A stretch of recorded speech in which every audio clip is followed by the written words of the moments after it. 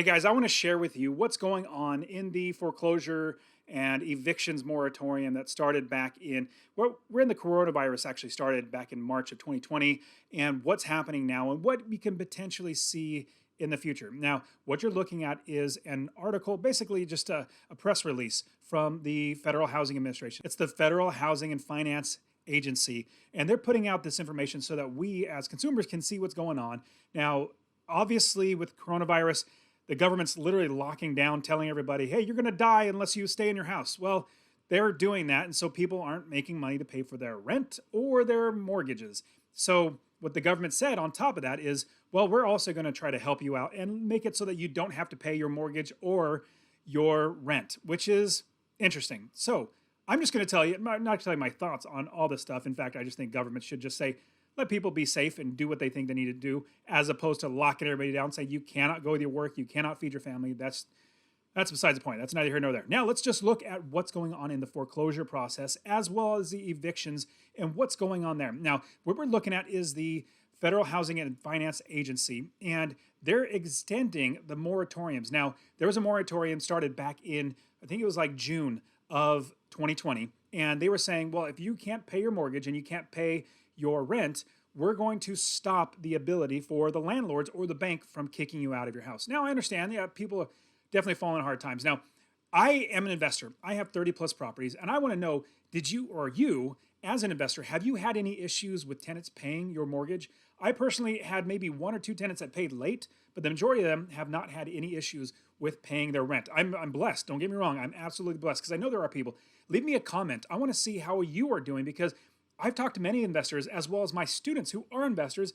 They haven't really had that much issues or that many issues of people not paying their rent because of the COVID-19. So leave me a comment. I want to see what you're up to and how it's affected you and your rents and your tenants. Now, as we're looking at this, the FHFA extends the foreclosure and REO evictions moratorium. So they've extended out. So today, to help the homeowners at risk of losing their home to the coronavirus national emergency, Federal Housing and Finance Agency announced that Fannie Mae and Freddie Mac, now this is one thing I would pause, that Fannie Mae and Freddie Mac, they're basically quasi-government. It's basically run by the government, but at the same time not run by the government.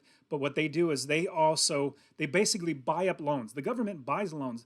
Let's say a big bank like Chase gives you a loan to buy a house, and then Fannie Mae and Freddie Mac, they buy that loan from the bank. And then you pay Freddie Mae and Freddie Mac, and they get interest. And don't get me started on all that. But anyways, that's just how it works out. About 70% of all loans go to Fannie Mae or Freddie Mac. They're just abbreviations. There's not actual person's name. This is abbreviation for the governmental agency. So they buy all that up. Now, what Fannie Mae and Freddie Mac have done is they actually said, because of the COVID-19, we're not going to allow, and courts, judges don't allow this, don't allow anybody to have a foreclosure or an eviction if they can prove. They had, number one, they have to prove and cite a letter, saying that they actually have a hardship from the COVID-19.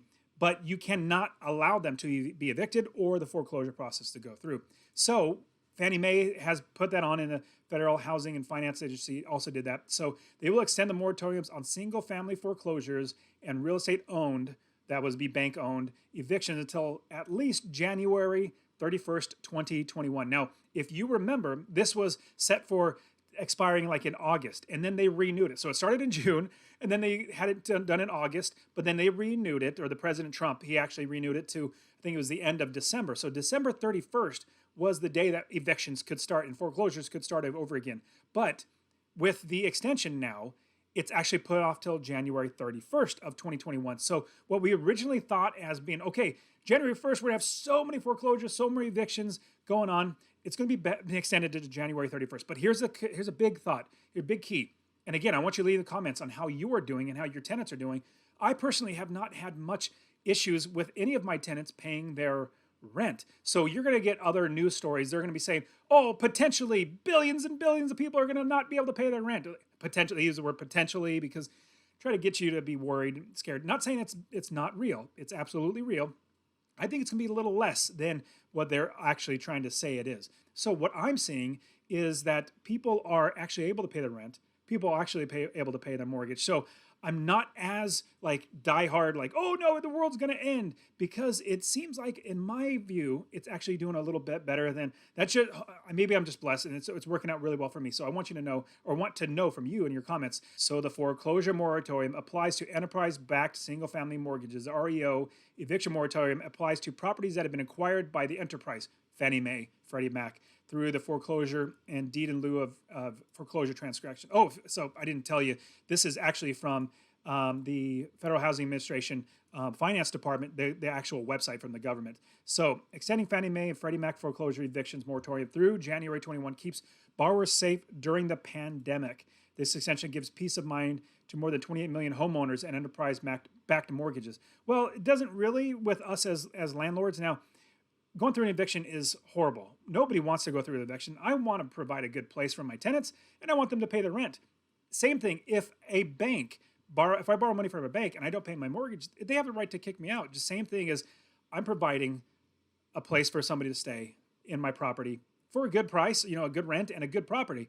They don't pay, then I have to feed my kids. Like, how I have to pay my bills? Like, we always have to pay our bills just because somebody says, you know what, I can't pay it. Well, just because you can't pay it doesn't mean I should give it to you for free. So what I'm trying to show you is January 31st, 2021 is when the eviction moratorium is potentially going to get lifted. But here's the thing, what they always do is they're going to forego it, or they're going to push it back.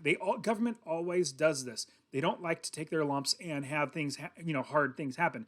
So they're going to push it back. In my opinion, it might be March or April or June. It might even be 2022 before they do that. So be on the lookout for this. And if you have a property in eviction, you want to make sure that you do things that are ethical and legally responsible. Like, let's say, for instance, you have an eviction where you have one tenant who hasn't paid rent, but they're also delinquent on their water bill. They're destroying the property. Like, if you can't evict them for not paying the rent, then evict them for destroying the property. Evict them for don't renew the lease. So there are other ways to get out of having your property being, taken up by somebody else that's not paying the rent. So keep in mind and talk to your attorneys. You want to do it right. You also want to talk to your tenants. I always talk to my tenants if they have issues. If they can't pay their rent, I say, what can I do to help you? What's going on? How is everything going? How can I help you to make sure we get through this together?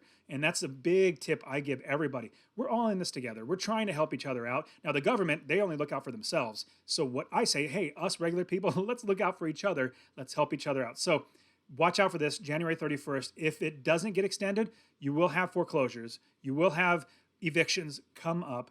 And what's interesting is, as an investor, it's sad to say, but I'm actually looking forward to the time when prices come down because lots of people are giving up their homes. Not saying that I'm excited about what's going on to them. It's sad. I actually went through that back in 2006. I had to short sell a house because I got over leveraged. I got overextended. It was my personal residence. I actually had to go through that. Now, since then, I've done things well where I save money. I pay off my houses. I don't go into debt. I do things right. Now, if you do things wrong, you might get stuck. So you guys are awesome. Watch this video right here, somewhere here, if you guys can see the video, but I'll see you guys in the next one.